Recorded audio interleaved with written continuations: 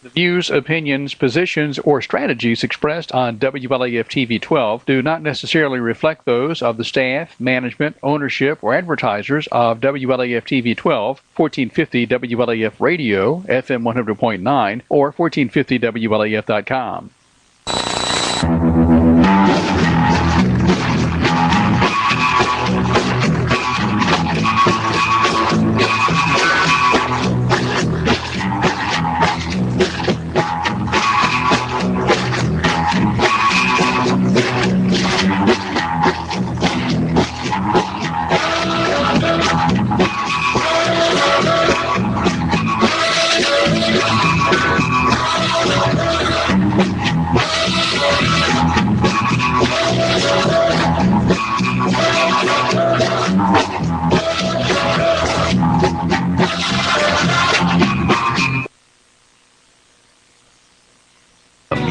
FXT can't handle.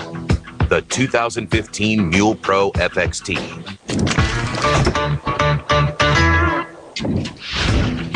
The Mule Pro FXT is engineered to smooth out the most rugged terrain. Over 8.5 inches of suspension travel make uneven surfaces feel a lot less jarring, while a tight 16-foot turning radius combined with electric power steering means easy and effortless cornering on a dime. Engine braking is tuned for a controlled feel when heading downhill, and high output LED headlights light up the way. Round out this exceptional package with the maximum stopping power of front and rear disc brakes, and there's almost nothing the Mule Pro FXT can't handle. The 2015 Mule Pro FXT. Hi, I'm Ann Love with Linda Kilgore State Farm Agency. I have worked in the insurance and financial services industry for over 20 years, formerly with the John R.W. Brown Agency. I'm a native Campbell County and enjoy helping people with their insurance needs. Stop by and see me for all your insurance needs.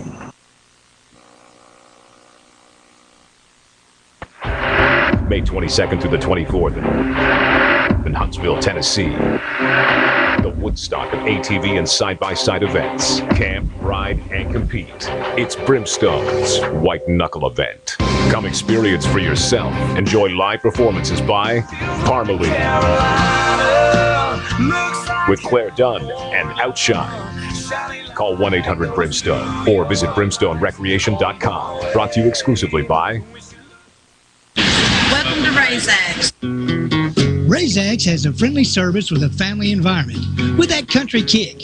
It's a family owned with delicious food, offering breakfast, lunch, supper all day long, and great steaks, wonderful salmon. Also, for that sweet tooth, pies and much more. For the kids, games, daily specials, dine in or carry out. Call 423-569-3354. Call Razax today.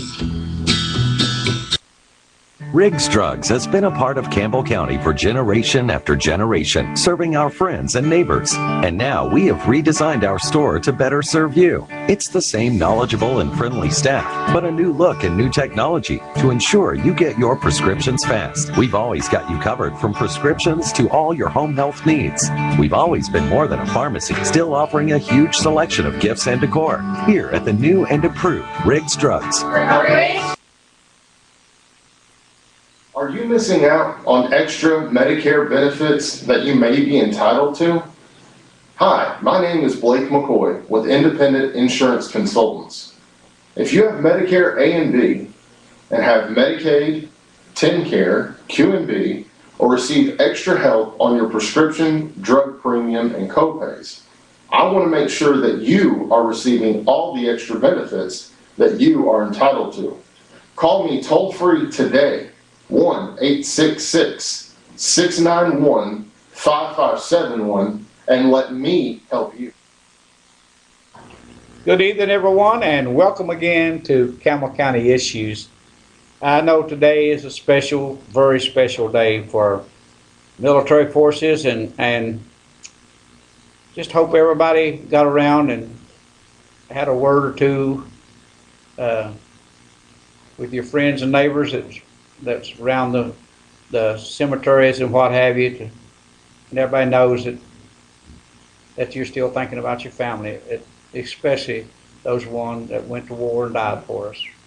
Folks, it's, unless you've been there and seen that, none of us can ever imagine what it is, because, you know, I was in the hospital in Fort Lewis, Washington in 1966, and see some of those guys come back from Vietnam and how bad they were maimed and all crippled up. You would not believe in how long that they had to stay in those hospitals. I stayed there 24 days, and I never even left the States as far as being stationed in a permanent place. I moved out of the States a few times on maneuvers and stuff like that, but never into a war zone. But you just have to see it. But first let me tell you, Riggs Jacksboro store, their hours has changed. Now on Saturdays, they will be open only from 9 o'clock till 1 o'clock. And they also take Humana. But now, and Monday through Fridays, the hours will stay the same. That's the Jacksboro store only. They take Humana now. And your other Riggs stores will continue to stay open at the regular time. On Saturday, still 9 to 2. So we'll just to give you all some information. Okay, and this is a public announcement here. There will be a Clinchmore reunion Saturday, July the 25th at the Clinchmore Baptist Church in memory of the Clinchmore flood that happened 50 years ago, July the 24th, 1965. Bring your old photos, newspaper, and stories. There will be food, singing, and other things. Everyone is welcome. Just for more information, you can contact Willie Buttram, home at 423-437-8124, or his cell phone at 494-3319. Now, in 1965, I was in Fort Lewis, Washington, and the flood that happened in Clinchmore, and back then the news didn't travel like it does now. That was a news item that reached all the way across this country. So if there's anybody out there that's like to talk about it or tell us some stories about it tonight, I'd love to hear it. I'd love to hear, because, I mean, how could a little place, which there's not even I don't know whether any people still live at Clinchmore or not. And I don't think there's a road to get out of Clinchmore other than the one you go in, you have to come back out the same one. But that was a coal town that had serious floods, and that was the head of the New River, which it run down through Norma, and we called it the Norma River, but it's the New River. So anyway, if there's anybody got any stories that'd like to share them with us, give us a call right here. And either one of these numbers, 562-3557 or 562-1 or 566-1450. I'll get it right in a minute. So anyway, anyone that'd like to talk about that, I'd sure love to hear from you. I really would. Now, I had a bunch of stuff that I was going to talk about tonight, folks. And I'm just going to tell you this one real quick, and I'm not going to go into it in depth.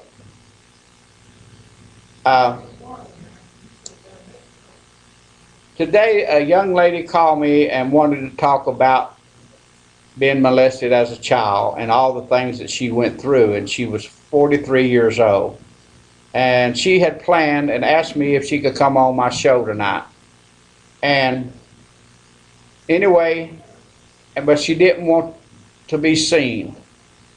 I agreed to it, but about 1:43 this afternoon, she texted me and sent me this message, and I'll give you this message, and then that's as far as it goes tonight as far as I'm concerned.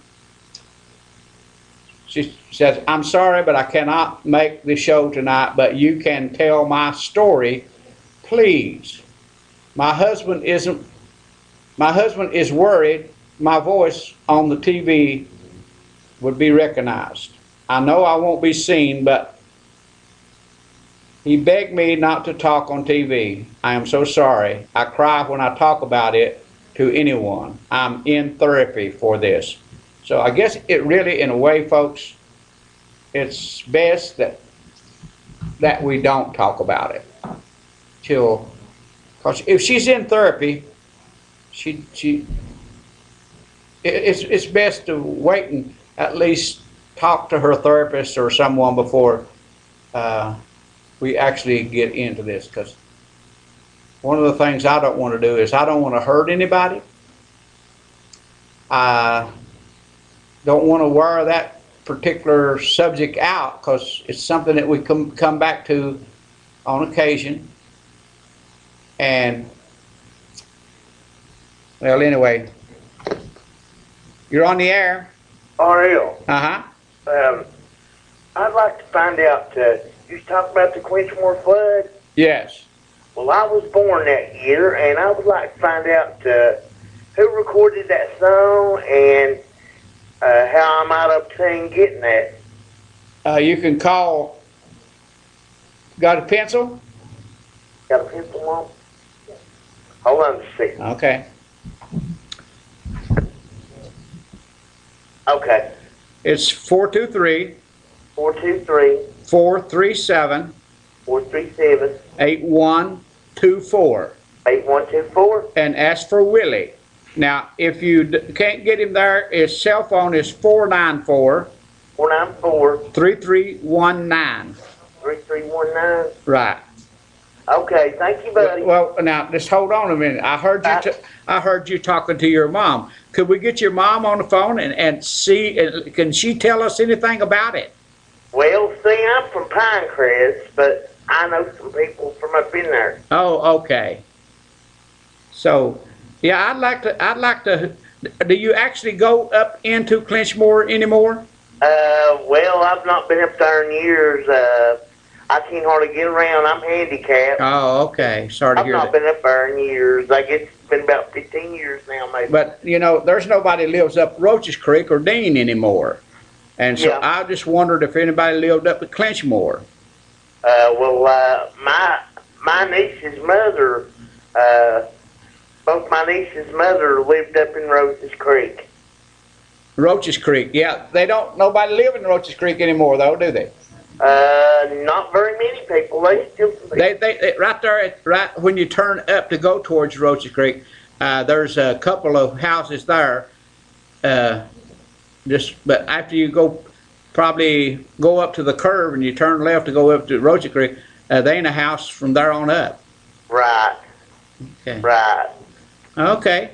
But thank you a lot, buddy. You're welcome. If you know anybody you can call to give us any kind of information on Clinchmore, I'd love to hear.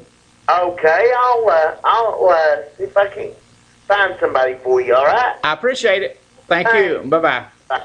Yeah, in 1965, I was in Fort Lewis, Washington, and so I wasn't here to know anything about that. I was just a young man, 21 years old, and anyway, it was a big deal. People got washed away, and it must have been just a complete cloudburst or something other.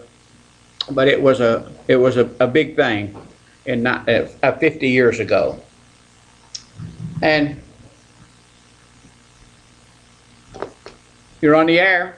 Yes, this is Miss West. Hello. Yes, go ahead. Okay, then I live there. Okay. Tell us about it. Okay, I lived there when that happened, and it was a very, very, very bad thing that day. But now listen, you can get to the church house. It's got a good road all the way into the Clinchmore church house. As far as you can get. Uh-huh. That's it, buddy. Well, let me ask you this. You lived there when it happened. Yes, I did. How much damage did it do? How many Oh, people? Lord, it took all the people out of there. I lived on this side of the bridge from where the And how many people did it kill? They were 5. 5 people lost their life that day. They sure did. See, some of these young kids around here would never imagine that that far back in the mountains, and and it being hilly as it was, how could you have that big of a flood that washed that many people away? You know what I think? It took a house too. It took the Burges. They was 5 in that family that he took out. But I think that's their, where they stripped coal, I believe that's what broke. It caused that flood it rained so hard. I believe it broke that big old hole of water up there. That's what I think it was. But I was there. My mommy was right in the middle of that. Oh, man. Oh, Lord, it like scared us all to death, but I couldn't get to her. Oh, man. And so did your mother perish in that or get hurt? No, she didn't.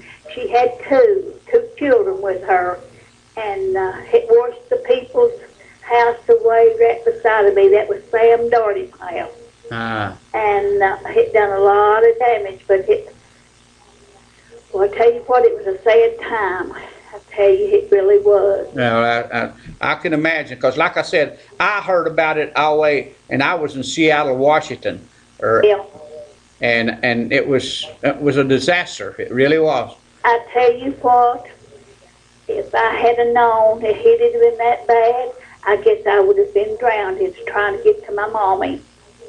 I know what you're saying. Oh, Lordy, it just scared us to death. And of course, now you can still get to Clinchmore Church. But there's nobody lives at Clinchmore anymore. No, there's not anybody lives there. Okay. But you can get to the church. Okay. Okay, buddy. Well, now, let me ask you one other thing. The way you get to Clinchmore is you go up to where Stony Fork School was at, and you turn right if you're coming. Turn left. Well, I'm talking about if I'm coming from Scott County. Yes, yes. You turn right, and they built a new bridge up there, didn't they? They did. Okay. So I know where to go if I. When you turn there, just go straight up the road. Don't turn anywhere else. Well, I lived there for many years, buddy. There used to be a lot of people live there, weren't they? There was 350 some people that lived in that camp. For my mommy lived there. They run the boarding house at that time. Well, now you know that, and people don't realize this. You had a store there, didn't you? They sure did. A big old commissary, Daddy. And those miners got paid in scrip. Yes. And so if they didn't buy stuff from that store, they didn't work, did they? No, you didn't get anything else. You couldn't take them script dollars and buy them nowhere else. Right. No, but that was a good place to live. But it was like being a slave to that company, wasn't it? That's right. They bought you. That's right. And you couldn't save no money or do anything because, like you said, they didn't give you money. They gave you something that was their own. You had to give it back to them. Yes. That's it. You had to trade it right there in the store. That's how it went. Yeah, right. We lived there for years. Well, I was raised back in that holler. Then I got married and I moved out and went to Kentucky. Then I come back and moved over there next to the school. Well, you know, there was a couple of 3 mines up there. You had the Dean Coal Company. Then you go up, you had Clinchmore. You had Rosedale. And there was another one over there somewhere. Yeah. There was 3 stores. Sam Moore and his brother owned them stores. I mean, them mines. Yeah. Sure did. And those people, like I say, folks, you might not believe this, and you young folks out there that's watching tonight, it was as close to slavery as you could get. Yeah. Because the people that had the mines, they owned you, lock, stock, and barrel. You had. They do. They gave you their money. It wasn't money. No, it was just something that little piece of metal that they put a value on that you could go back and trade that value back to their store. I would have loved, if I'd have thought things would have happened like it is, I would have kept the script cards and things like that. But you know, I never did know this would come. But you know, Well, back then, most of them didn't even know what money was. no, they did. No. The young folks did not, and folks, we're talking about just 50 years ago. Yes, that's pitiful. But if they had been all them people, buddy, that had lived in that camp when that water come, Lord help us, it'd have been a size for it, it'd have been washed away. I agree with you. Yes, there was a little woman lived up on top of the mountain there at Pee-wee.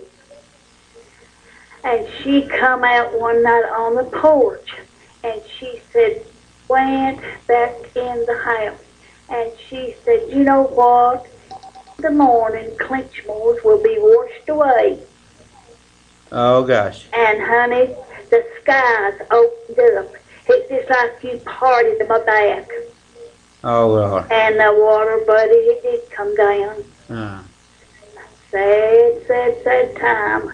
Well, I'll let you go, buddy. It's been good to talk to you. Well, thank you so much. Oh. That was a 7-minute conversation that I learned a lot.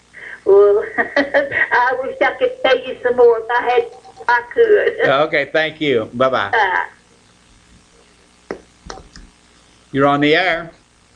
Hey, Yes. have that lady call back and ask her. It seemed like I heard a story that there were 2 churches up Clinchmore, and one was washed away and the other one wasn't touched.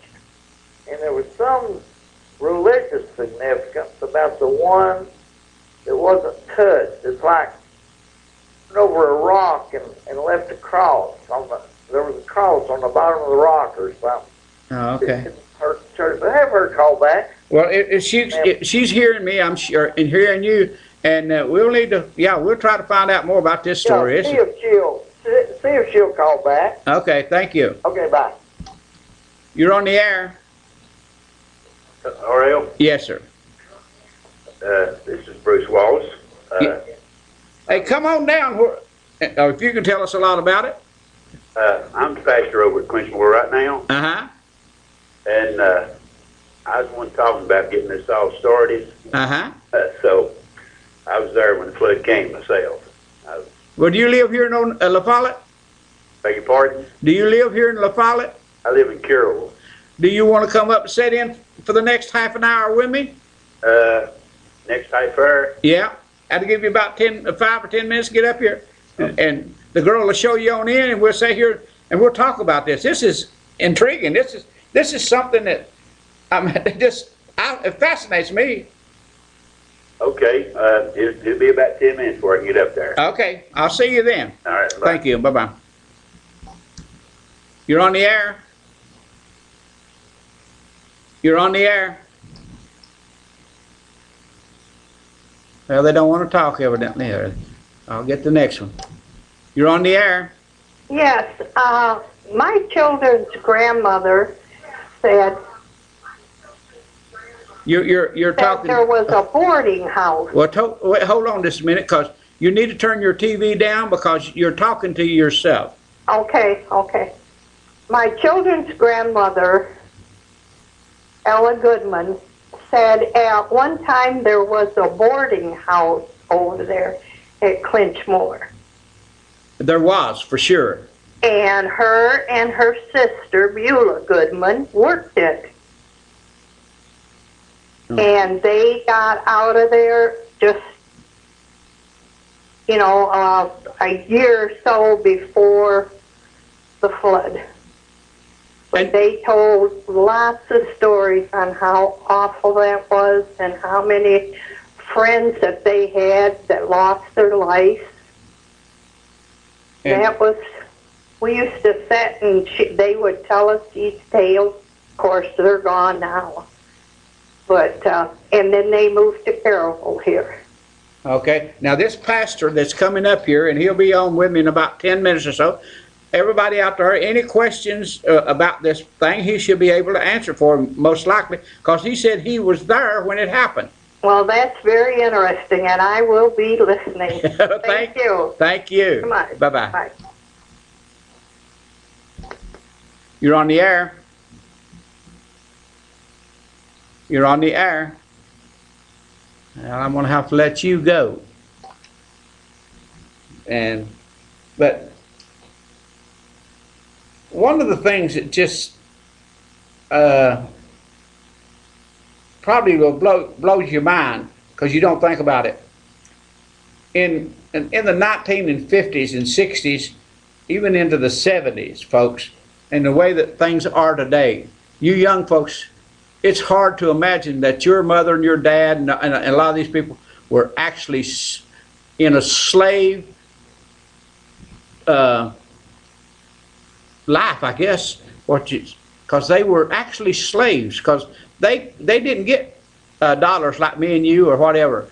They got little pieces of paper and that somebody printed for them, and it didn't spend nowhere but for them.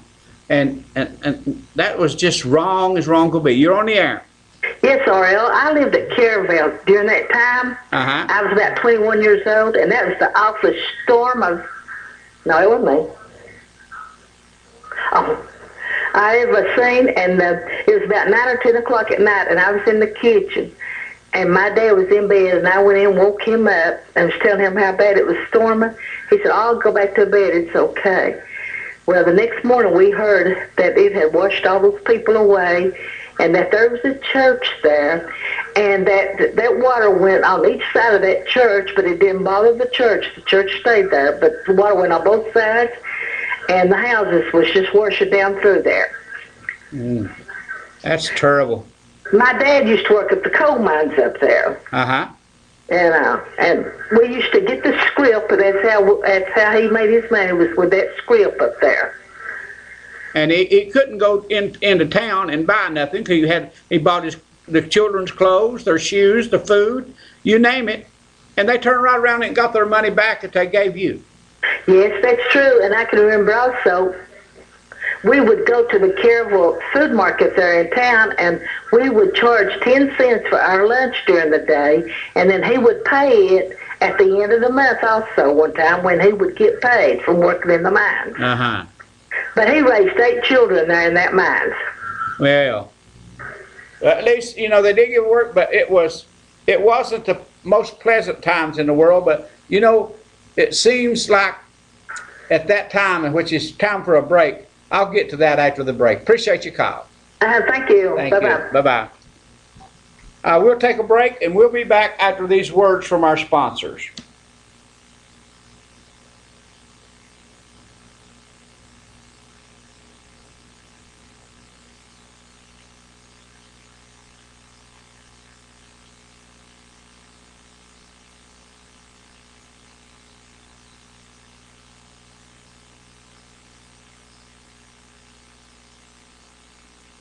I'm on break.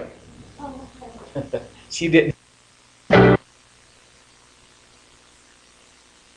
Razor, Ranger, Sportsman, Ace. If you live for the outdoors, there's a Polaris to match your passion. Confident, comfortable, capable. That's Ace. With a solo cockpit, automotive controls, independent suspension, all-wheel drive, and up to 45 horses of fuel-injected power. Calling it revolutionary would be an understatement. Polaris, the world leader in off-road innovation. Hi, I'm Cindy Christian with Linda Kilgore State Farm. I've been providing excellent customer service for State Farm customers for 4 years now. I'm licensed in auto, home, life, and health. Come in and see me for all your insurance needs. May 22nd through the 24th in Huntsville, Tennessee. The Woodstock of ATV and side-by-side events. Camp, ride, and compete. It's Brimstone's White Knuckle event. Come experience for yourself. Enjoy live performances by Parmalee, with Claire Dunn and Outshine. Call 1-800-BRIMSTONE or visit brimstonerecreation.com. Brought to you exclusively by Welcome to Razax. Razax has a friendly service with a family environment with that country kick. It's a family owned with delicious food, offering breakfast, lunch, supper all day long, and great steaks, wonderful salmon. Also, for that sweet tooth, pies and much more. For the kids, games, daily specials, dine in or carry out. Call 423-569-3354. Call Razax today.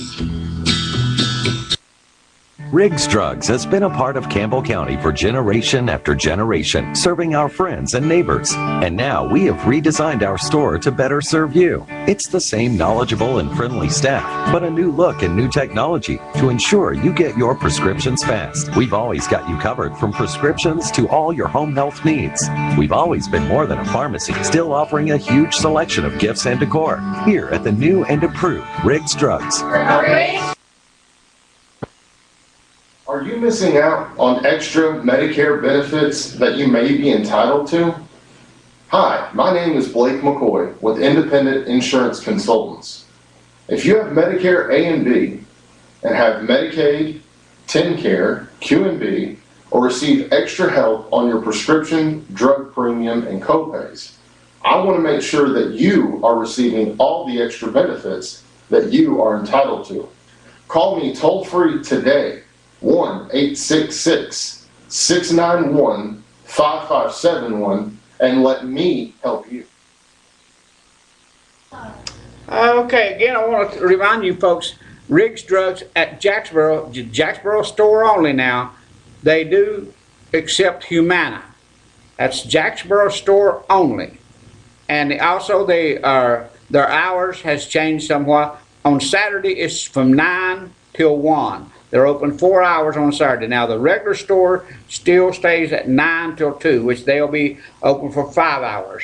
So you get down there and check them out.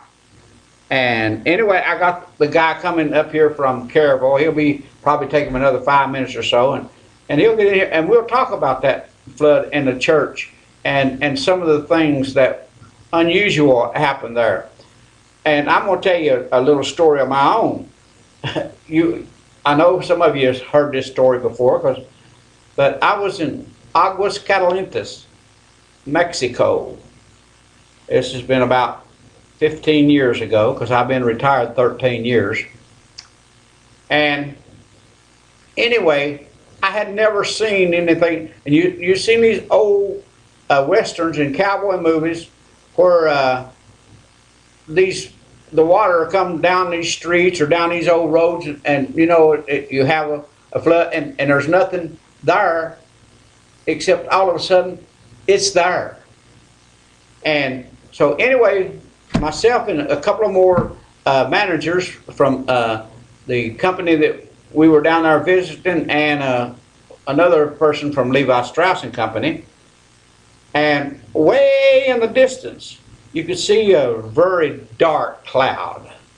And Aguas Calientes is almost on top of it's on a plateau like the high plains of out in California and Colorado, New Mexico, all that places. Anyway, they are way up, and some people, you don't realize it, that on flat land now, I'm talking about flat land out there in the high plains, it's 8,000 feet above sea level. But Aguas Calientes is high above the sea level also. So anyway, we're coming down this street, and way out there is a big dark cloud. And I'm talking, seemed to me like 10 or 15 miles out there. But here comes a wall of water right down the street. And I'm talking 3-4 feet deep, just coming straight at us. And cars floating right straight at us. And when it gets to us, we're going right backward because it's floating the car. And anyway, I was thinking, Lord, I hope there's not a big cliff down here somewhere that this thing is going to take us off. But anyway, it pushed us, I guess, by the way he could turn his wheels or something other to get it to kind of turn us a little bit, and it turned us into some side streets and trees and stuff there. It stopped us, I don't know how far some of them may have went, but it was deep enough that the car, it flooded out the car and it wouldn't start no more. They had to come and get us and call a record to come and get the car. I don't know whatever happened to the car, but anyway, it's a funny feeling, folks. And you don't even know that it's there. And what is so dangerous about it, this cloud was way, way over there. And it gets into these gullies and they're just hard as a bone and there's nothing to slow it down. And here comes that rush of water. And folks, it'll well, I don't know about you, but it scared the heck out of me. But I'll never forget that. And I can't imagine what happened at Clinchmore. And I hope the guy gets everywhere. We're going to talk about the church and we'll talk about how many people did it displace. But it was a major, major deal back 50 years ago. And I'm sure glad that I got this note. John Webb gave this to me and asked me if I would just mention it.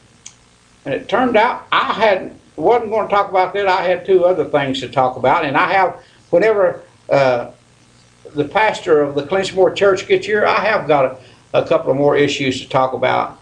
Talk about the deal in Scott County. I'll talk about that a little bit right now until you know that we got the Adventure County approved for four-wheelers to ride in the town of Huntsville, and it's a 4-lane road. Last Friday and Saturday, we never had not one incident, not one. Whenever people take a notion they want to do the right thing, they can. You're on the air. Hi, I wanted to call in and comment about the interest in the Clinchmore flood. And talking about the churches, that the one that washed away was the Little Church of God. And the other church that sat down there, which they still have services there, I have attended over there, and it's a wonderful bunch of people. The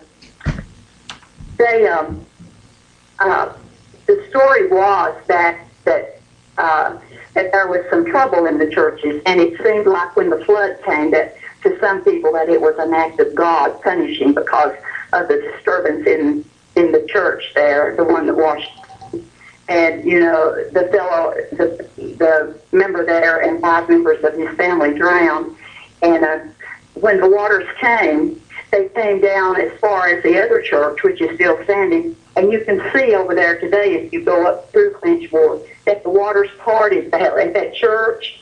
And it spared the one church, but it had washed away the other one. And so, you know, people wanted to think, well, maybe that was an act of God, because when the washing came down off the mountain, it washed away a rock up at the head of the camp. And embedded in that rock was the emblem of a cross.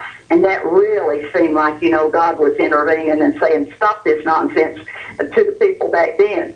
But that rock is in existence, and some man that lives down there I believe he lives in Campbell County, he has the rock. And he took pictures of it and sold them for like 50 cents a pop for a while back in the day. And he used to haul it around in the back of his truck.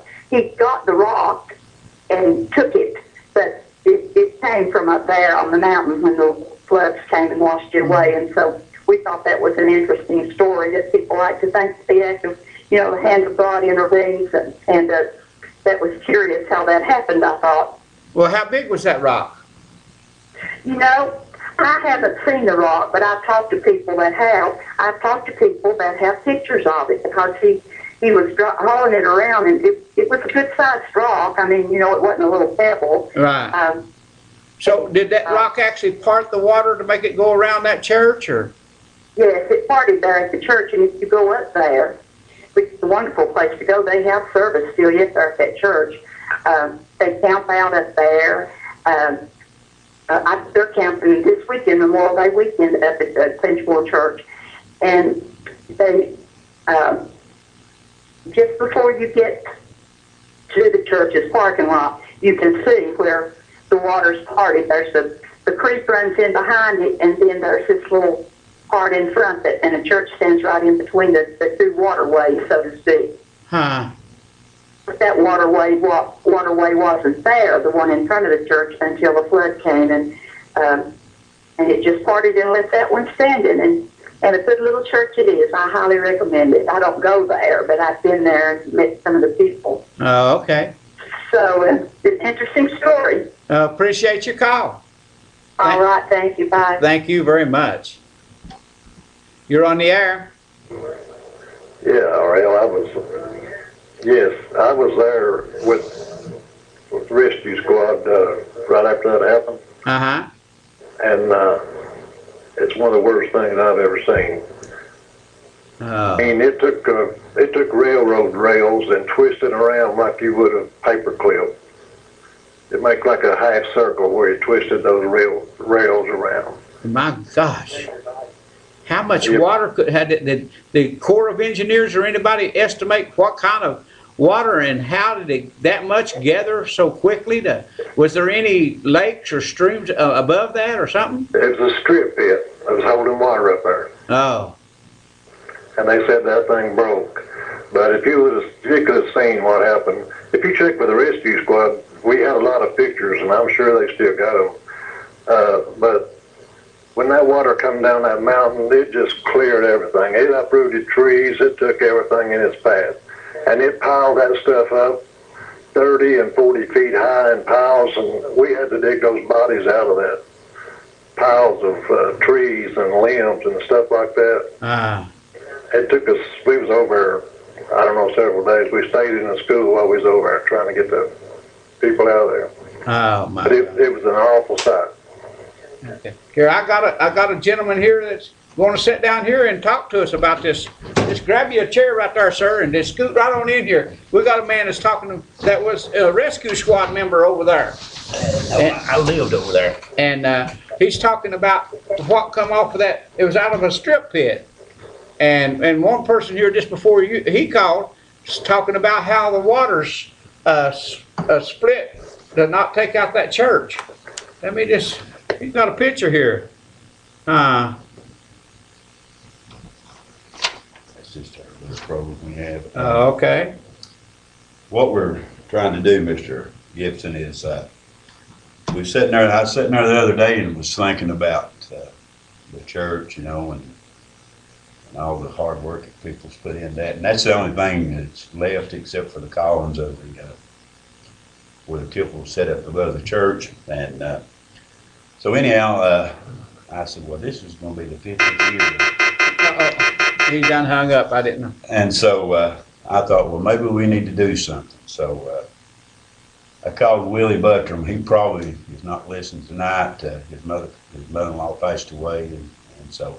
But now he has all kinds of pictures of the camp, and we're trying to get this out. If other people has pictures and they want to be there, the 25th. The flood actually happened on July the 24th. All right, I've seen that. So it's going up.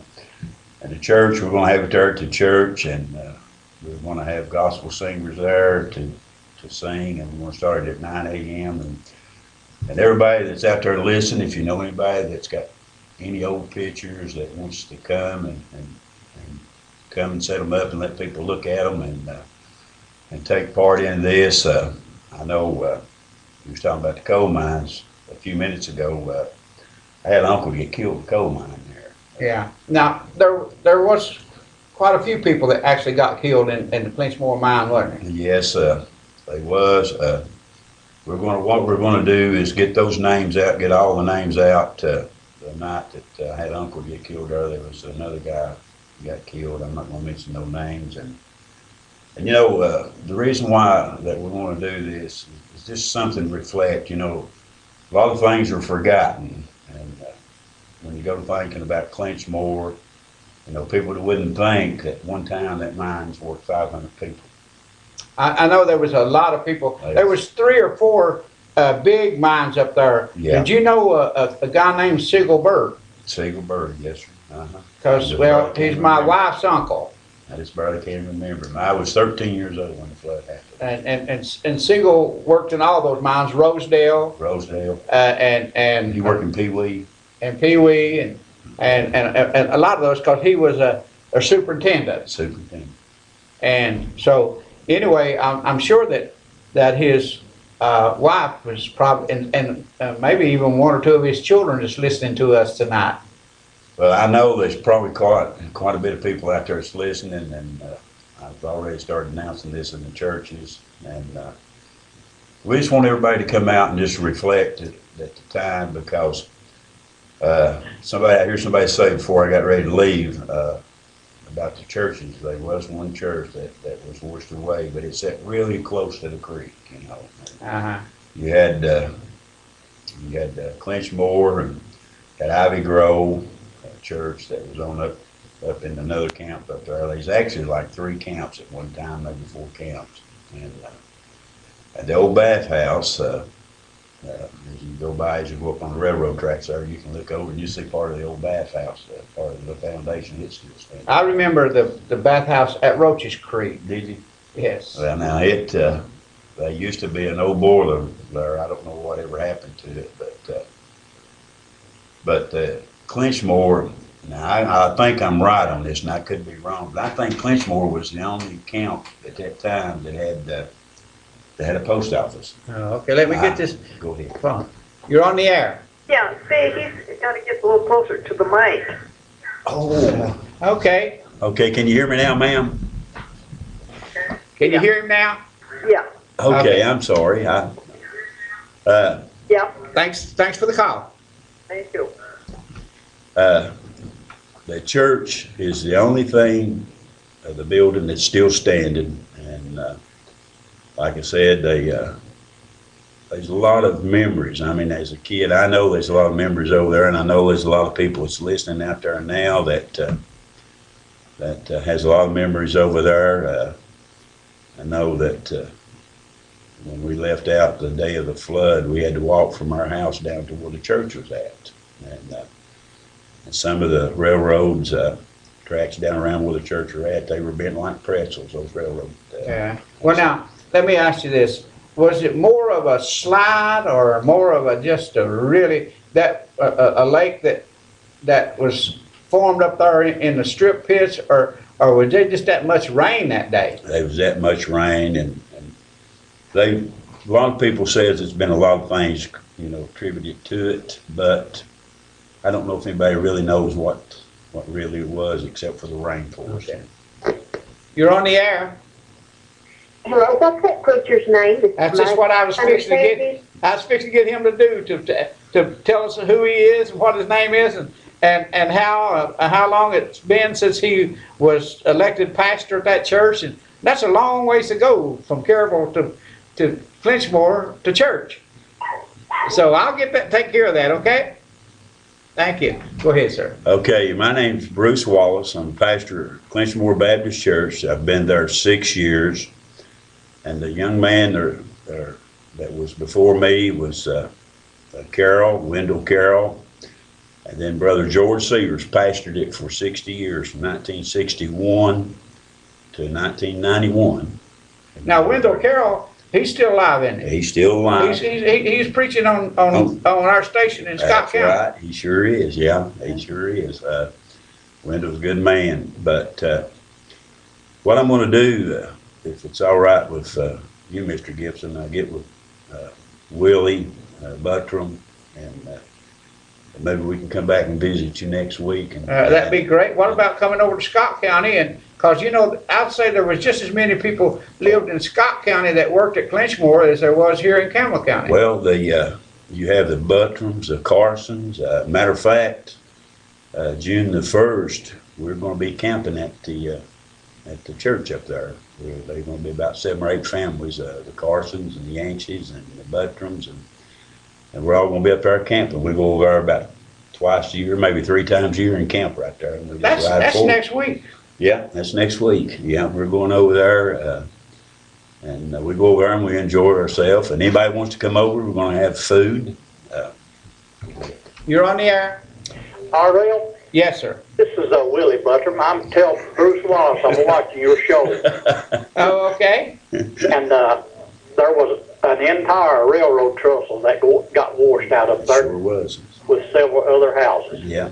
Oh my gosh. It's still in the ground up there. I would be interested in seeing some of those pictures of that, and I'd definitely be interested in you all coming to Scott County next week. Now I don't start my show over there until 9 o'clock, and the best time to be there is after church because it's on Sunday nights. On Sunday night. And about 9:30 when everybody gets in from church, because there'd be a lot of people interested in this, and we might cause a roadblock going into that Clinchmore Church. County Friday, and she wanted me to tell you to announce it on your show in Scott County. Well, I've done got to hear from Johnny Webb, and I'll definitely be talking about it in Scott County next Sunday night. Yeah, that'd be good then. Yeah, and if you guys can come over, we'll introduce you and let you talk about it. Okay then, Ariel, thank you. And it would be interesting to know just how many people actually got killed in that mines. What kind of benefits did any of those families receive? Because basically the people that worked in those mines back in, and you know, that part of the mountains down there is very high compared to the rest of the, and it's the highest peaks in Tennessee, or all the way to the Rocky Mountains. All the way to the Rocky Mountains. And I've so spent 20 years at Clinchmore. and so anyway, and thinking about it, and just getting receiving strip and no monies, hardly ever any real dollars. It was more like slave camps, wasn't it? It was, yeah. Hard times. Very hard times. Yeah. And so I can remember my uncle telling me, and we'd sit around, and he lived up at good luck, Fork Ridge or whatever, up above Middlesboro. Fork Ridge. Yeah. Fork Ridge. Fork Ridge. And anyway, and he done the mines, and his boy one day was sitting around, and he said, "Daddy," said, "you're so black and got that old black all over you." He said, "How do you eat your sandwiches?" He said, "Well, son," said, "what you do is you take your paper and you wrap it, and you get right down and you hold it right in the middle." And said, "When you eat all the way around," and then his little boy said, "and then you throw the well away." He said, "No, that's your last bite." The last bite. You're on the air. You're on the air. Yeah, Ariel, this is Jimmy Rutherford. Jimmy? Used to be the pastor of Clinchmore Church there, and before Bruce was. And they was talking about the little holiness church that got washed away. Yeah. And Ivy Grove was sitting right above it there. And it went around Ivy Grove, come on down and washed the temple out, and split around Clinchmore. And my wife's grandmother used to run the boarding house over there, and they moved the church, Ivy Grove, from over there. They tore it down after the flood because you couldn't get back to it much, and moved it on this side of Curwell Mountain, and I'm the pastor up there for the last 16, 17 years. Oh, okay. And let me ask you another question on the boarding houses. How many of you actually know where most of those people come from, or did they actually get enough money, or did they bring their families to stay in those boarding houses with them, or? My understanding, it was probably mostly the workers there around the mines and stuff. Okay, and them getting paid script, how did they ever get save enough money to get out and go back to their families? That would be a good question. I have no idea on that. Would you have any idea, sir? There was a lady a while ago mentioned a rock with a cross on it. If I'm not mistaken, Bruce can probably tell you for sure, the rock is still laying there at the church, isn't it, Bruce? No, somebody got it. Yeah, this lady said that somebody got that rock and put it in the back of a truck and went around and actually made pictures of it and sold it for 50 cents a picture or something like that. Made I some know money? back when, probably in the 90s, out of George Siebers, he quit pastoring. I took the church then, and it was there then, back in the 90s. I think I stayed about 5 or 6 years. Well, he said at 96 is when the rock become missing, wasn't it? Okay. Yeah, and the house that the Birch family lived in at Worcester Way was right behind Ivy Grove Church, and they used to have a big old swinging bridge go across the creek behind the church there to get to their house. Yeah. Uh-huh. Okay, now let me ask you this. That bridge, a creek, was that creek a good sized creek to where you had red eye? And... Oh, yeah. Still got good fish in it. Oh, has it? Still places over there, you still catch pretty good fish. Yeah. Yeah, I love to wade whenever I could. I love to wade those creeks, and just let my bait just float right under them stumps and stuff and roots and rocks and catch them big old red eye. Now, my understanding is after the flood, I guess it was Corps of Army Engineers went over there, or somebody did, and widened that creek out. And, kindly opened it up a little bit where water would, in case something like that was ever happen again, and have a better place to go, Uh-huh. Well, let me ask, and I know I'm asking too many questions too fast. Let me say this before he gets off there. If I'm not mistaken, now I could be wrong on this, but I believe that's the only creek that I know that runs north. Yeah. It runs totally north. Totally north. Yeah. Okay. Well, that would make sense because coming off that mountain. But it's unusual that creek would be that where you could have fish and stuff in, because you remember the one down at Dean, it killed everything, and his grandpa all the way to when it fed into Cumberland Lake. Yeah. Yeah. And they steal some good fishing holes over in there. Oh, okay. There's one right behind the church. Is that right? Yeah. So you done already fished it out just about. Yeah, we fished it out. Caught some over there last year. Oh, okay. But now, what the lady was talking about a while ago, that you had sort of like two creek banks where the water split the church. Right before I took pastorship over in the 90s, all that was filled in. So that's, Bruce can tell you, that's sort of parking lot right now.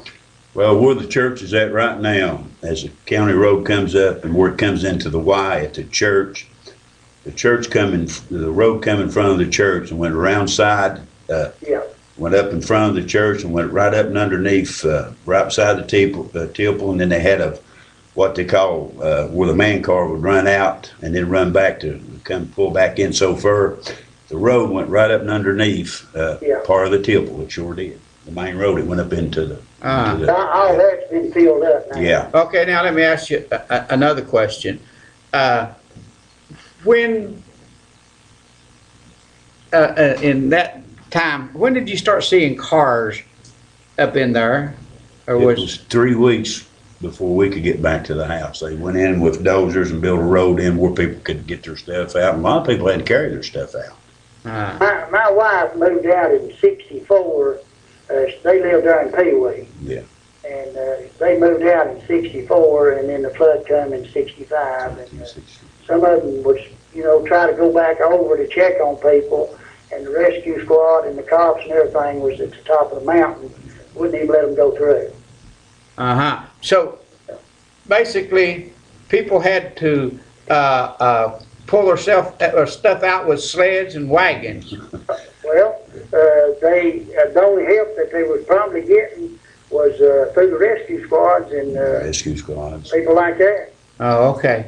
Well, listen, I know I'm coming up on break, and I look forward for you guys coming back next week and spend about 30 minutes with me at least, okay? Yeah. And then I'll look for you over at Scott County next Sunday night. Do you know where the station's at? Yeah, I used to have a program over there. Oh, okay, okay. I'll look for you guys to be there about 9:30 next Sunday night, and we'll get the word out all over there. And let me tell you, we cover Morgan County, Scott County, Campbell County, Whitley County, Kentucky, and McQuarrie County, Kentucky from over there. So there's a huge audience. And we could talk, and then we get some of those people talking about the mines up in Kentucky. Well, yeah, that'd be good. It really would. I mean, there's a lot that's not. There's a lot of things that people has forgot about how this area was built up and everything. I mean, you had Sun Coal Company over here, and then over across the mountain. Actually, it's my understanding about all this, the first thing that ever went in Clinchmore was Jeanette Lumber Company. Jeanette Lumber Company had a drop-off place right beside my grandmother and grandpa's house where I was raised. Where you was raised. Up there at Straight Fork, you just walk across the hill to the Hickey Mines. Yeah. And that Gillette had that big bank there, and they'd roll over there, and they'd, debark those lumber and take them down to New River and cut them. I know that the part of the old, the train that put the cars in the tipple come right in front of our house. There was a road and then the railroad track, and then we had a big field. And that year we had sweet potatoes in it. They all got washed away. We're going to take a break, and I'll come back, and I got a couple of things that I need to talk about, and I'll see you next week, sir. See you, sir. See ya.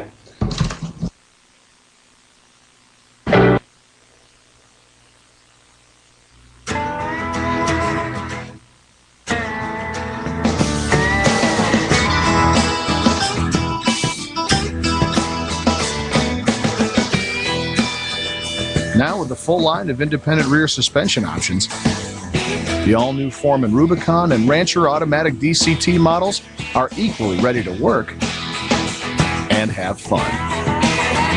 Part of the growing ATV family from Honda.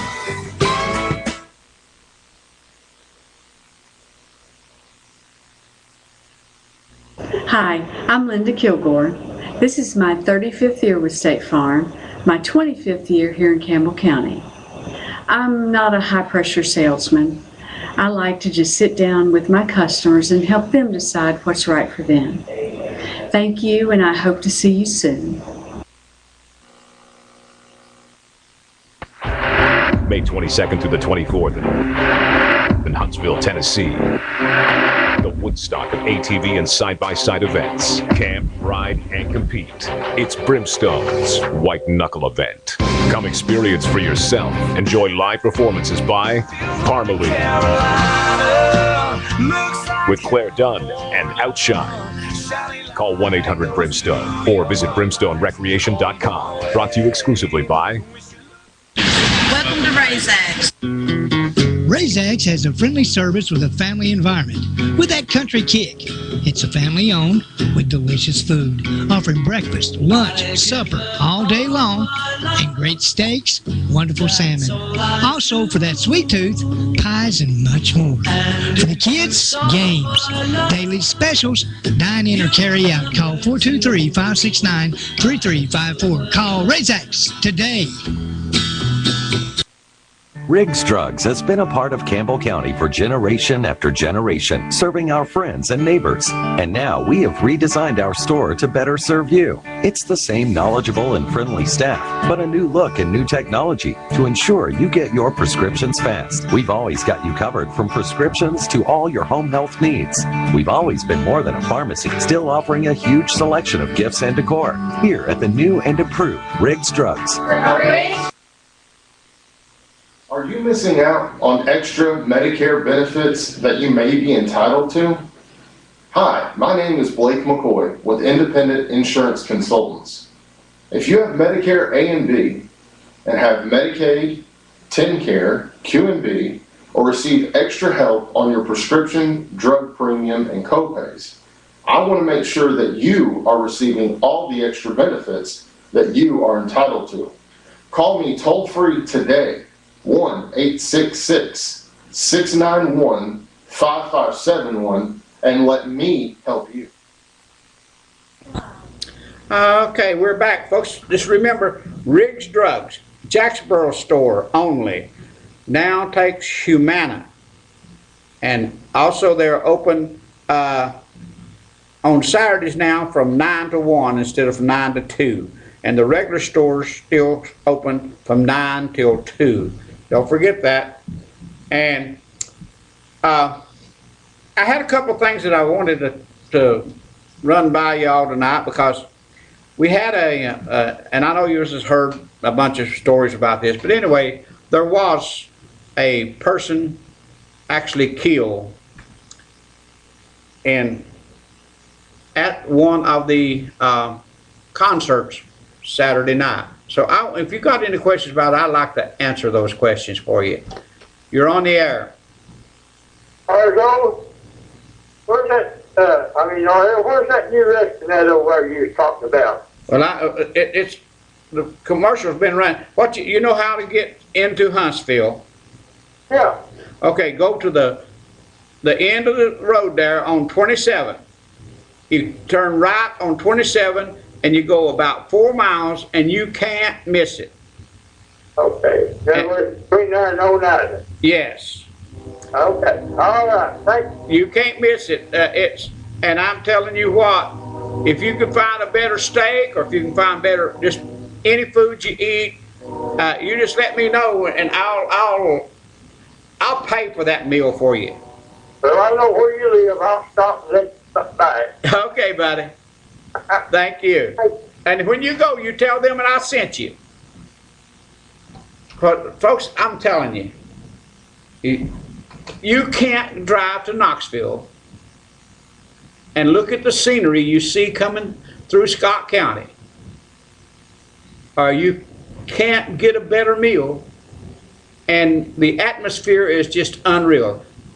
There's only one drawback about that restaurant. It don't have enough parking because they do have such crowds. On Friday nights, they have fish.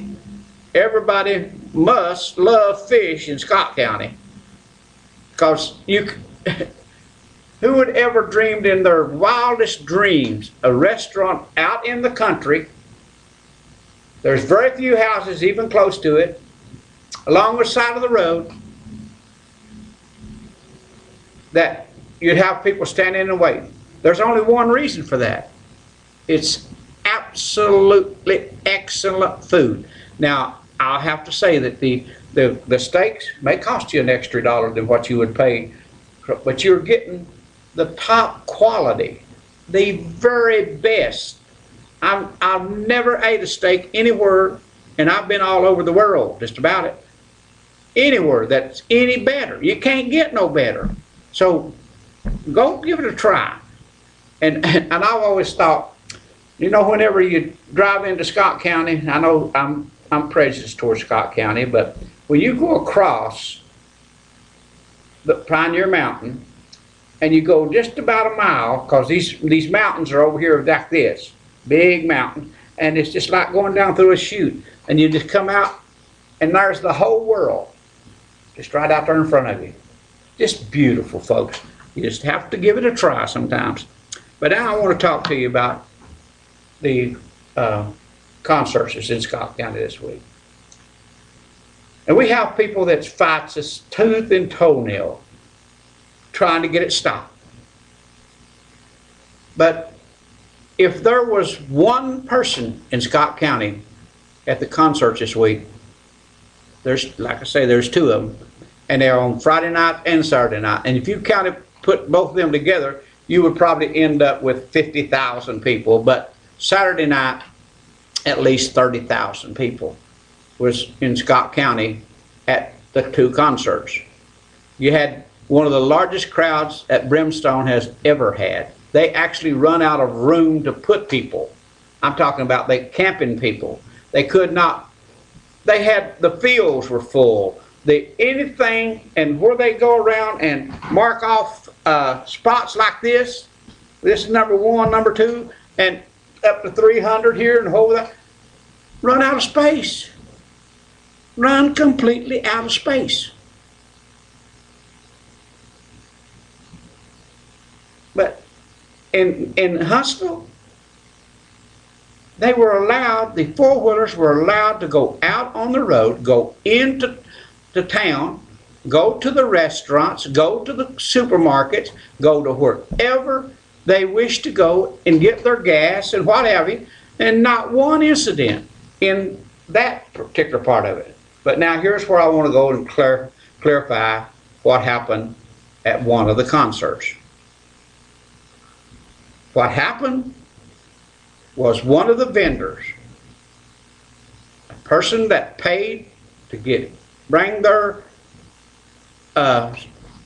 whatever they are selling to that concert, he got upset over someone he got into an argument with down in front of where the good Lord, where Agans was singing, and evidently something happened between that vendor and someone's girlfriend or wife or something or other, and the boyfriend or the husband, whatever, evidently smacked the guy in the mouth. Well, the guy goes back and gets in his vehicle, and he bumps a few people, and someone was trying, a person, in fact, that person was a monster truck driver, a professional truck driver of the monster trucks.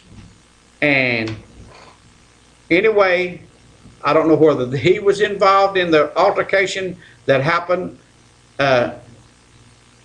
in front of the concert, or if what happened, where he was just trying to stop the guy from running over people, because there was a man in a Jeep that actually pinned that person's vehicle to where it couldn't move no more. But this one guy got on the bumper of this guy's truck trying to get him to stop, and in some way, somehow, he knocked him off, and he ran over him and killed him. Now that's what happened. You can hear all kinds of story, but that's what happened. Now there was other people, even the guy that got killed, his son got hurt bad. And they were from Indiana. And the guy that ran over them was from Cleveland, Tennessee. And the guy that ran over him is in the Scott County Jail under a $500,000 bond. He will be arraigned Wednesday. So whatever happens from there, I don't know. So anyway, now I try to paint you a picture of this incident. And now a lot of people were just absolutely saying, you need to close that place down. They don't need to be up there. They don't need to be there.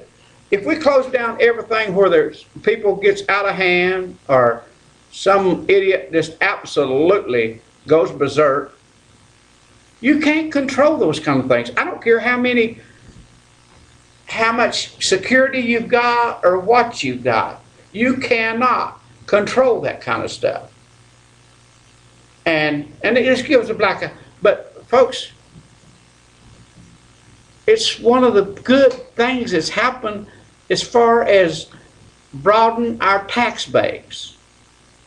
You know, when you get that many people in there and they spend that kind of money, it has to help your taxes, because they have to, not only the selling of the tickets, but everybody that goes out there and buys a dinner or goes to the Walmart and spend $1, they send that money to the state. That comes back into Scott County. And one of the things that we've had problems with is we've had problems with Highway Patrol. And it was because we had the High Sheriff in Scott County had someone enough influence in him that we shouldn't be doing that. But the same thing that we were trying to do is happening up here on 144 down into Stinking Creek. Now they've not been able to have the success that we've had with our concerts, but marketing has a lot to do with it. And so anyway, I just wanted you all to know that it's safe to come to Scott County. We're going to have 2 more this year. There will be one on Labor Day weekend, and will be one on the third week of September. And now they haven't been announced yet, but I can tell you this. The one on the third week of September will probably be one of the biggest stars in music today. So they're going to be there. And finally, after 8 years of fighting, you can ride the streets of Huntsville 2 weekends a year. So on the third weekend of September, you'll be able to ride your four-wheelers in the town of Huntsville, on just like downtown La Follette. So anyway, that's the truth of the story. And no, nobody got shot. Nobody, and it was after the concert was over. I don't know why I keep stuttering so much, but anyway, it's after the concert was over that this incident took place. Now, I'm willing to talk to you about anything you want to talk about. It doesn't matter to me. You got anything that's special on your mind that you would like to ring out tonight? Be glad to do it. Because, you know, there's enough, in fact about it, here in La Follette. I understand that you all have had a detective, or maybe two detectives, demoted. And demoted big time. And I know that there's, Hazel Valley is always complaining about the number of officers that you have here in Campbell County. But evidently, one or two detectives have taken big hits in their pay. And if you want to talk about that, we'll talk about that. We'll talk about anything you want to talk about. Because I guess one of the stories that I was going to talk about tonight, not because I've got a phone call saying I shouldn't do it, it's because I want to wait till that person is either found guilty or found innocent. And either way, I'll let you all know. But there's some things that just needs to be addressed with some of this stuff. So anyway, give me a call. Talk to you about anything you want to talk about. Doesn't matter to me.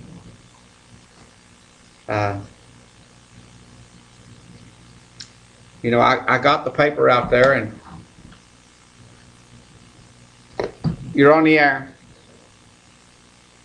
Go ahead, you're on the air.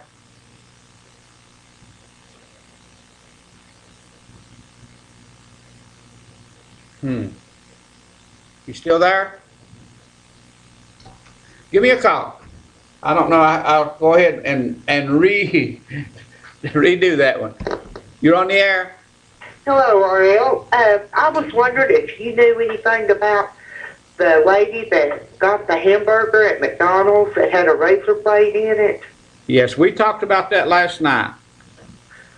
And let me ask you, do you think that that a razor blade, a full razor blade, could have gotten into anybody's hamburger without it being placed there?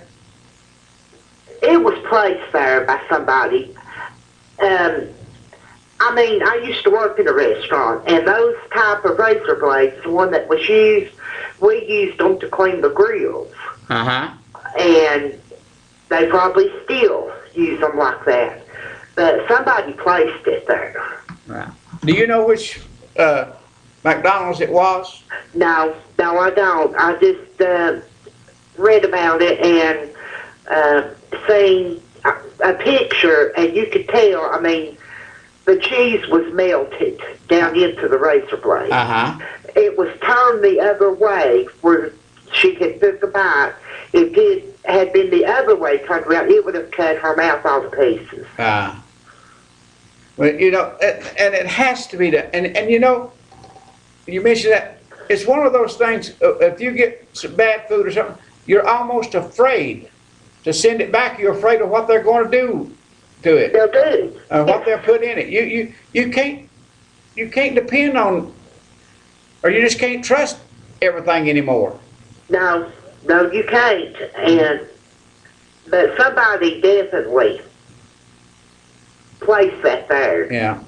I appreciate your call. Thank you. Thank you. You're on the air. This is Uncle Fester, and I'm gonna whisper. I just wonder where Aunt Hester was, so I'm just gonna throw that out there. Okay. No. You know I'm making light. You know, I said, well, hell, I've got to call say something when I heard it, 'cause I hadn't heard nothing about it. But, you know, when she said that razor blade suit, now think I'm making light of, so I don't want to go in too deep, everybody. Hell, they'll hang me again here. So, but when I said that, I thought y'all were kidding, because I hadn't heard a thing about it. About the McDonald's? No. Yeah. And then, but when I was literally walking through the kitchen, coming in the living room there, and I thought it was something being made light of. And I said, well, hell, somebody be calling in saying, Aunt Hester done it, Aunt Hester done it. Well, that's one of the things that we talked about on my show last night. You know, we talked about this guy killing this guy, and it was, I mean, he might prove it wasn't, but it was intentional. It was through a rage that he ran over this guy and killed him. Well, and you know, I just learned a little bit about that since your show come on here earlier. And I've got my days and nights screwed up since this whole weekend. And I missed your show last night, and I'm mad I can't stand it. Well, anyway, it was a doozy. Well, I know. I mean, there I missed it and everything now. So I said, that'd be the one time now. And it probably come in crystal clear on that internet. And I said, well, I've missed it. Well, I want to say one thing to you, and then I'm going to go away from that subject. But anyway, last night, for about an hour, and the people connect me with the Brimstone over there, and I did help make that thing happen. But I have no financial interest in that endeavor whatsoever. Wished I did. I don't. Right. Yeah, I know what you mean. And so anyway, we kept talking about this thing that happened, and then people saying that they should shut her down, and they done this, and you're always in favor of Brimstone instead of Trails, and I wasn't making any difference in that. I was trying to deal with this thing, and it was about an hour and 10 minutes or so going on like that, and this one guy started calling me names. I mean, bad names, and using real bad language. And he done it 3 times. So finally I just said, I got your telephone number, and if you call one more time, I'm calling the law and let them come and get you. And I said, it's funny to me that you guys can really, I mean, just beat me up and talk anyway, all this and that. But just this week, a well-known pastor of a church is in jail under a $50,000 bond for raping a 15-year-old kid. Here? In Scott County.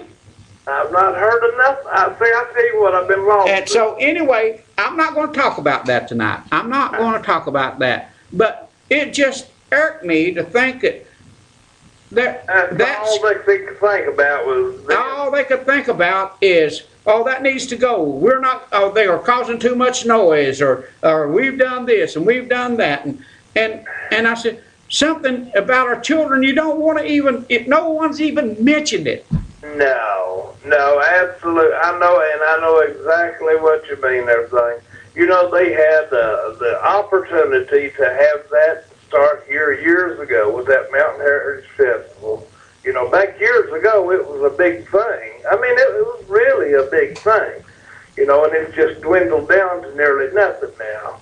But they was some younger men, you know, went to them and tried to get some country stars in here and told them, you know, why don't we do some things year round, you know. Yeah. And some of the elder people, they didn't want no part of that. You know, no, we can't do that. You know, we don't want this, we don't want that. You know, but they had a real opportunity years ago. I'm talking. Oh, you're talking about a gold mine here in Campbell County. Oh my Lord! With it run right, you could. I mean, and the thing about it is, look what it can do to your tax rates. Only thing you can do is you have to broaden your tax rate, or you have to raise taxes. They don't want it, RL. You know that. You've been over here long enough to know that. I mean, they're fine with how things are. I mean, it's apparent. I mean, do you not see that? I mean, absolutely. And I'm being serious. I don't. Oh, yeah, I see it. I know. You know, I mean, they do not. I mean, it's like they just got it. They absolutely don't want no industry, no nothing. It's like they do not want it here. You know, and no commerce of whatsoever. I mean, this is a gold mine. This area is a gold mine. Absolute gold mine. And they just no interest in it whatsoever. People that have money, even people that have money, they could make tons more, you know, and they just no interest at all. 90% of the calls in Scott County, if it's against it, now they're coming around. If they're against it, just one or two people just getting rich. Right. Well, they've got to spend. They take a chance and spend their money. They're gambling that this is going to work. If it don't work, I've lost a bundle. And they hire a bunch of people, and a bunch of them stays year round, especially at over in Scott County. They're doing that brimstone stuff, and they don't understand how much money is because he couldn't pay those people that kind of money if he wasn't making money himself. And they don't grasp it that they've got the opportunity. You know, the 10 people out there on 27 and 63, or is that 63 that goes in there? Yes. Okay. On 63 and 27, I mean, they could put up a lemonade stand if you owned a road going in there. I mean, it could make money for all the traffic. Absolutely. You could sell lemonade and probably make $10,000 over that week of that event. Probably. I'm not kidding you at all. I know. But people, they just cannot grasp about making that nickel. Well, I don't know if it's they don't know how or if they're afraid to or what it is, but that's just the way it is. And it's not just there. It's here too. One person, a couple of years ago, just making ices. Nothing else. Didn't sell nothing but ices. Cleared $6,000. Exactly. $6,000 on a weekend. It's there. The opportunity's there, and until some more of what you would call common folk can get up there and make a little money out of it, they'll never accept it. Right. You know, until the bitter end, they'll fight it tooth and nail. Absolutely. And that's just the way it is. But now, on the first of my call, I want nobody call in. I was just making light of the situation I don't know nothing about. I was just throwing a little aggravation out there. All right, no problem. And you know that. So, and I hope everybody listening knows that. Okay. So, but I want to know we love you, and I appreciate your trip over here. You have a safe one home, my friend. I appreciate it. Thank you. Buddy. How about? Okay, folks. We'll be back. You in there, my friend? And we'll be back right after these words from our sponsors.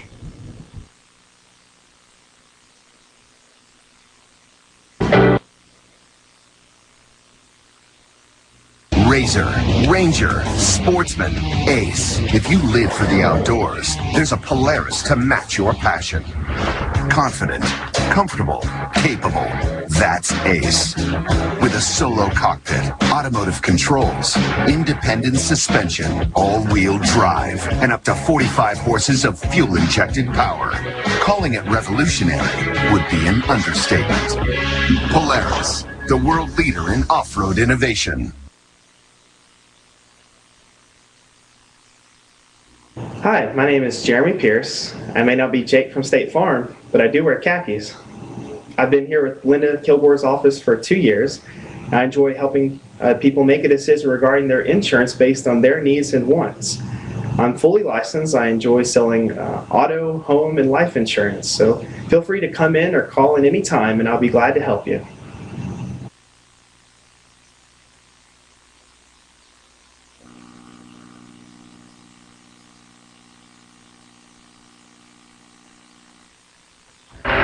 May 22nd through the 24th in Huntsville, Tennessee. The Woodstock of ATV and side-by-side events. Camp, ride, and compete. It's Brimstone's White Knuckle event. Come experience for yourself. Enjoy live performances by Parmalee, with Claire Dunn and Outshine. Call 1-800-BRIMSTONE or visit brimstonerecreation.com. Brought to you exclusively by Welcome to Razax. Razax has a friendly service with a family environment with that country kick. It's a family owned with delicious food, offering breakfast, lunch, supper all day long, and great steaks, wonderful salmon. Also, for that sweet tooth, pies and much more. For the kids, games, daily specials, dine in or carry out. Call 423-569-3354. Call Razax today. Riggs Drugs has been a part of Campbell County for generation after generation, serving our friends and neighbors. And now we have redesigned our store to better serve you. It's the same knowledgeable and friendly staff, but a new look and new technology to ensure you get your prescriptions fast. We've always got you covered from prescriptions to all your home health needs. We've always been more than a pharmacy, still offering a huge selection of gifts and decor here at the new and improved Riggs Drugs. Are you missing out on extra Medicare benefits that you may be entitled to? Hi, my name is Blake McCoy with Independent Insurance Consultants. If you have Medicare A and B and have Medicaid, TennCare, Q&B, or receive extra help on your prescription, drug premium, and copays, I want to make sure that you are receiving all the extra benefits that you are entitled to. Call me toll-free today, 1-866-691-5571, and let me help you. Okay, we're back again. I want to just remind everybody now, Riggs at Jacksboro, just the Jacksboro store only, will be taking Humana insurance. That's the Jacksboro store only. And their new hours is on Saturday, it's from 9 to 1. The others stay the same. And the other Riggs stores, they don't change. They're from 9 to 2 on Saturday, and their weekdays is still the same. Now I got I hope it's good news for you folks. Some of you may know or may not know that at exit 141, I know you're probably, a lot of you have heard it, okay, they're going to have a truck stop up there. That's true. But the bridge at 141 on the interstate and those lanes to that interstate, and this should start within the next 2 to 3 weeks, will be widened to 3 lanes. So they're expecting a lot of traffic to be coming on and off of exit 141. And when they do that, you'll see people start buying properties in that area or building homes, whatever, and industries. Now, what I have been told, that they look to hire from 400 to 450 people up there in the next year or so. So, be watching.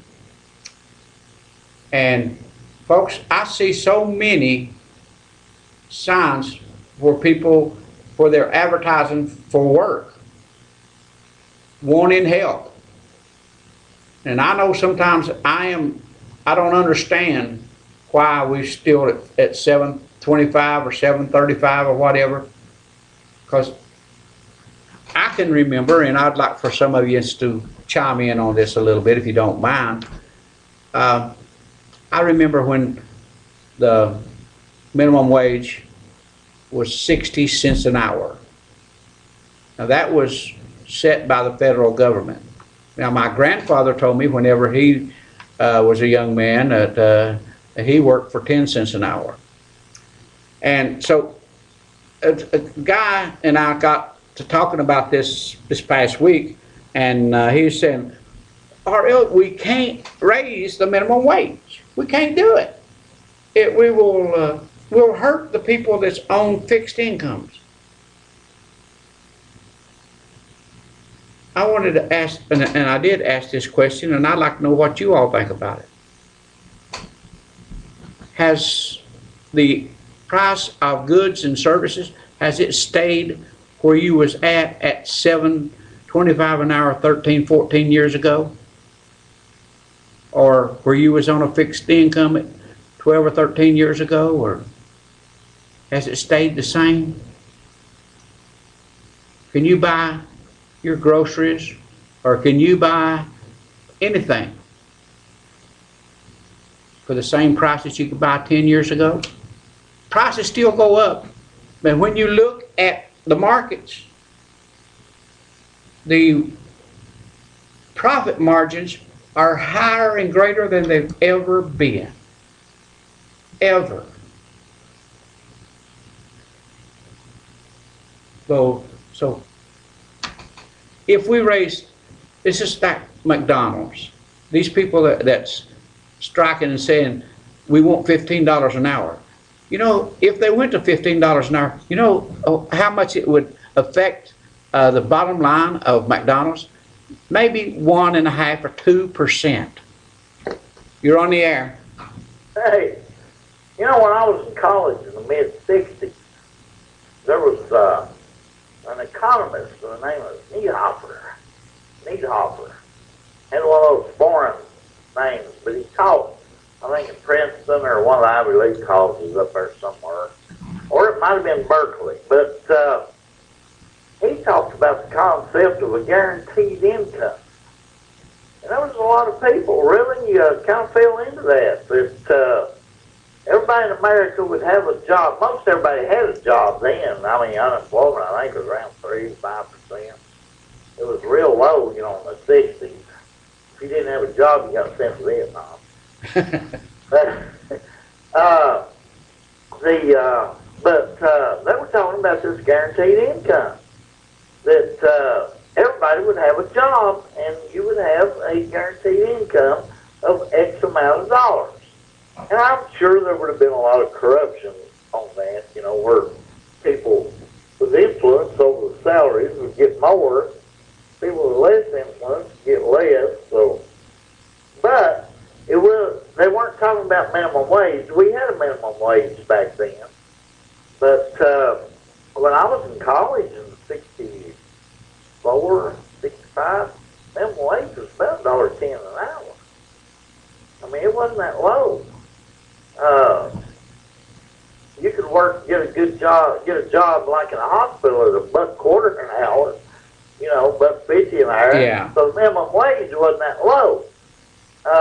And I don't know how much lower it is now from the average wage paid a factory worker or paid a food worker. But you know, the minimum wage in Denmark is over $21 an hour. At where? Denmark. And it didn't bankrupt that country.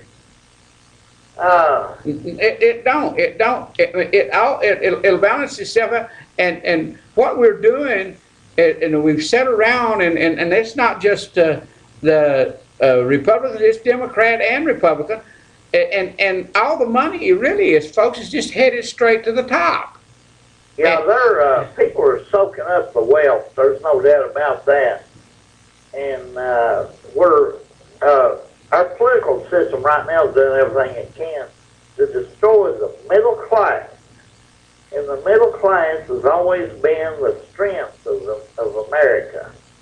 You know, a man with a job who could buy a 3-bedroom ranch-style house for his wife and kids, have at least 2 cars and a boat in the garage. You know, and we're destroying that middle class. It's almost gone.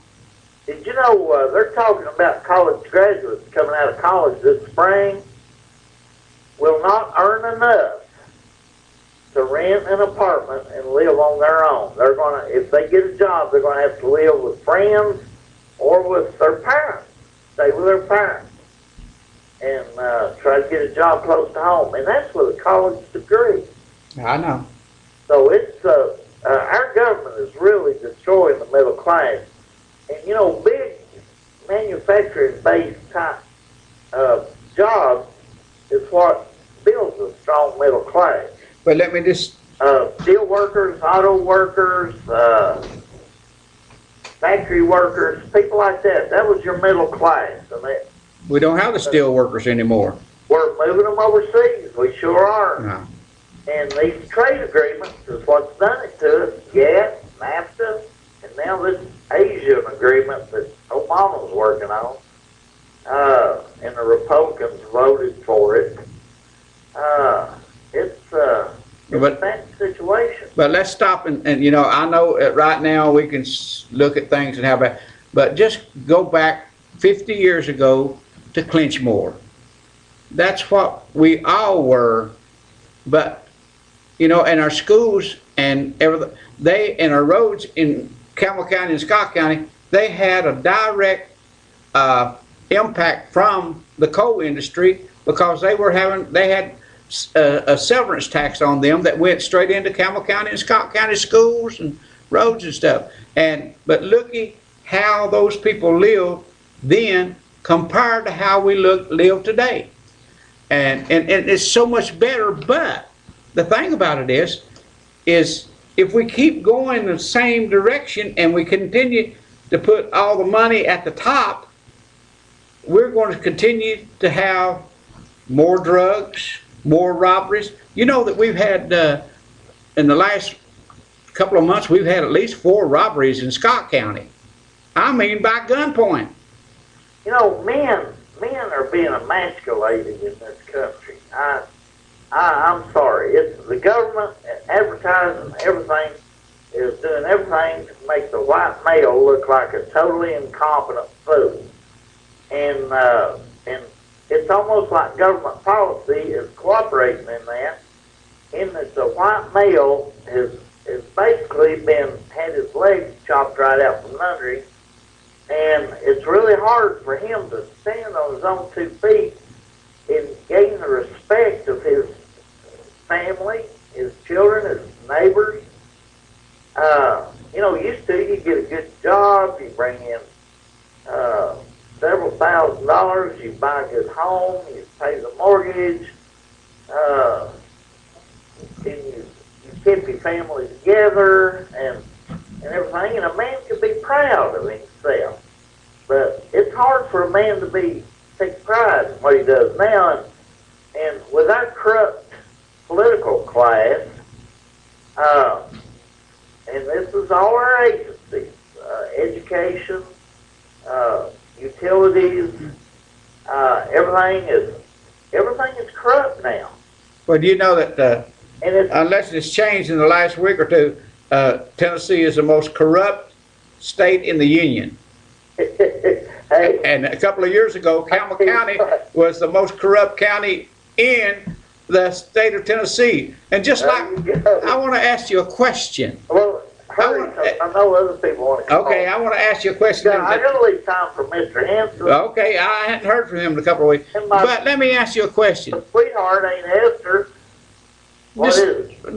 There was a $10,000, or what am I right or wrong? Was there a $10,000 check written to a fishing tournament here in Campbell County in the last week or two?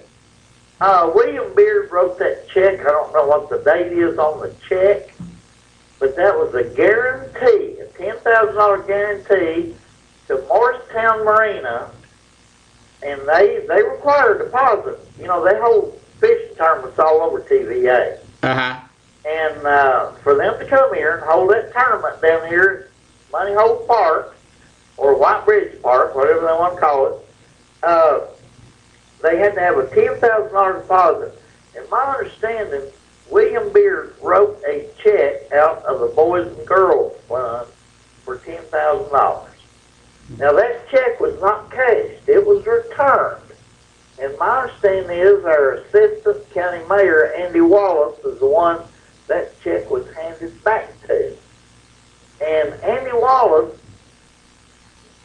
allegedly, according to rumor, made the comment that Jared Epler, our district attorney, ought to take a look at this check, that a felony might have been committed writing a check out of the Boys and Girls Fund for a fishing, as a deposit for a fishing tournament.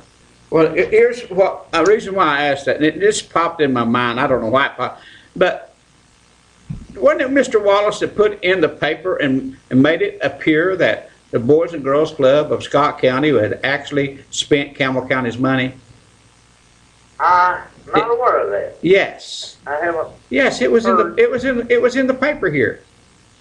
No, I missed that story then. Well, it was in the paper. It was definitely in the paper here about Now, I don't get the Christian Journal. 4 or 5 months ago. If it was in the Christian Journal, I missed it. If it was in the Republic Press, which I do subscribe to, I missed that story. Oh, okay. It'd be an interesting story to read. But anyway, I went down to the court and I told them exactly the truth, and I never did hear no more about that. So anyway.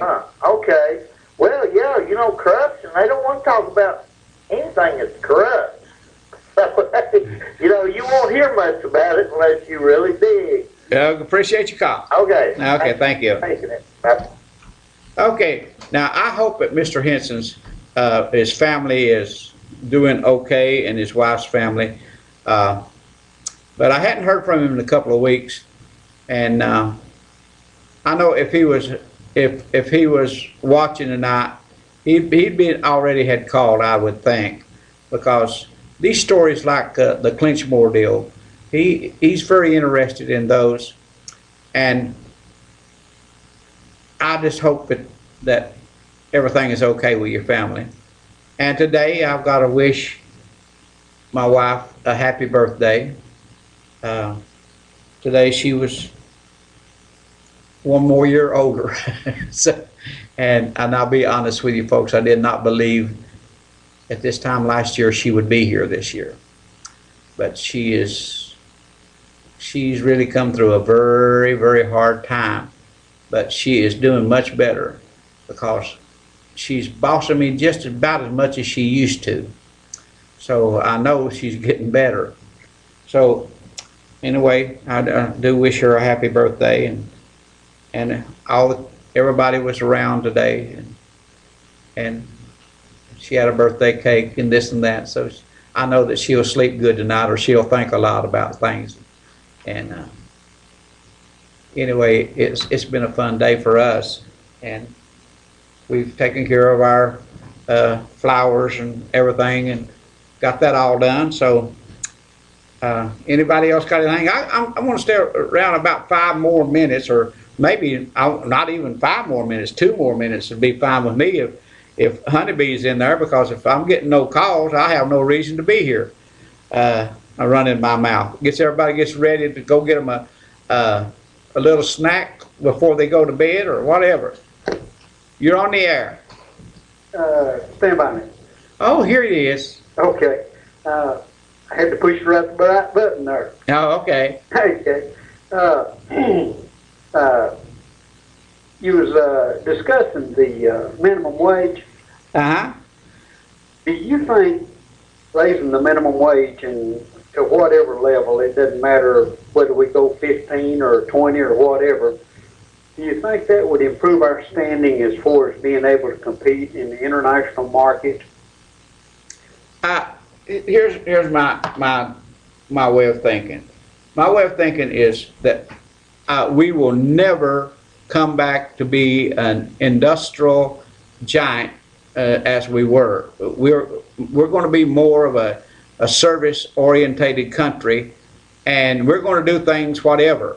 But as far as out here being a real manufacturing country, again, I don't think so. I think that, well, like a previous caller said, you know, if you've got a college education you still might have to live with your parents and to have a good life. Well, in this part of the country, and I'm just saying this part of the country, we don't have to do that because so many of us know how to live off the land if we have to. But living off the land, are you talking about raising vegetables? yes, we can have a good meal and off the land, and we don't have to worry about going hungry if we're not too lazy to get off our can and do something about it. Well, where we're, it's like a college education.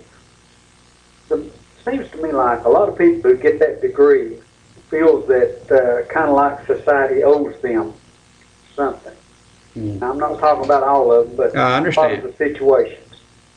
And if to the people that are out here trying to be an entrepreneur or whatever, there is so many rules and regulations that you stand very little chance.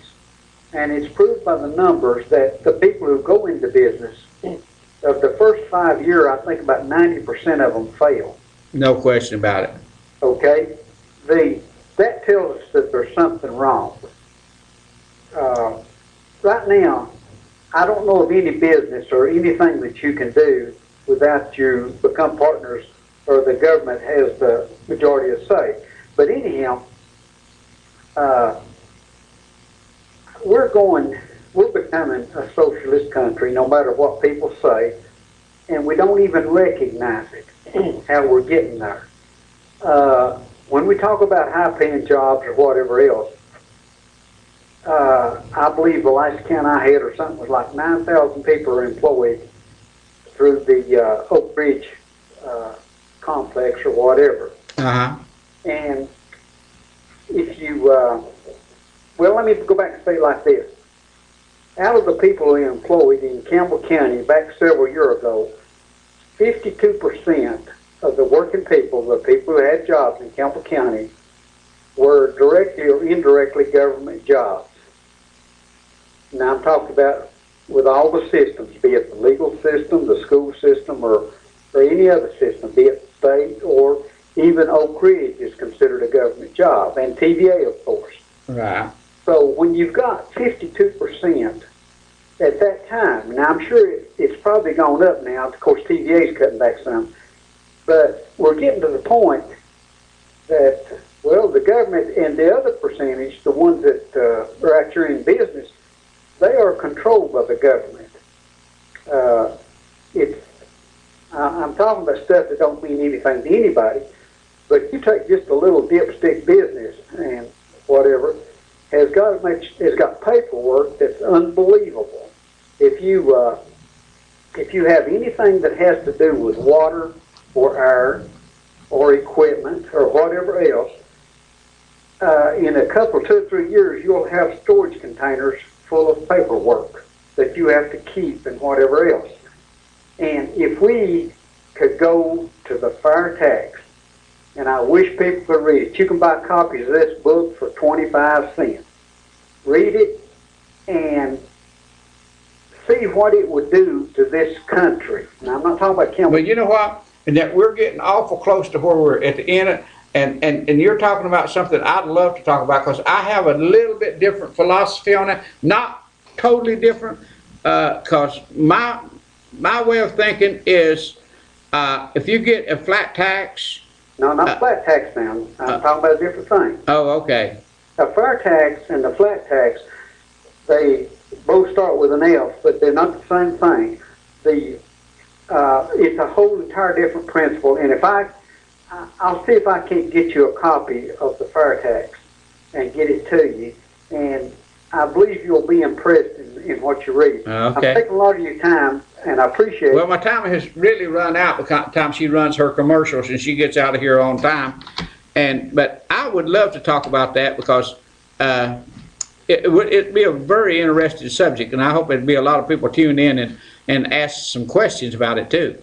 Okay. Best to your wife and you and whatever, and we'll catch you next time. Okay, buddy. I hope everything's going good with your family. We're going day at a time. Okay, appreciate it. Okay, Thank you. Bye-bye. Bye-bye. Okay, folks, my time is coming and going. I hate sometimes for it to ever go, but I'm having a good time, but I have to go. It's Riggs Drugs at Jacksboro store only, folks. They take Humana now. That's Jacksboro only, and their new hours is on Saturday. It's from 9 to 1. Now the regular store, they continue to keep their regular hours from 9 till 2, and the weekdays stays the same. So I hope that some of you will get over to Razak's and give that restaurant a try, and let them know that RL sent you, and I greatly appreciate it. Good night, everybody. See you next week.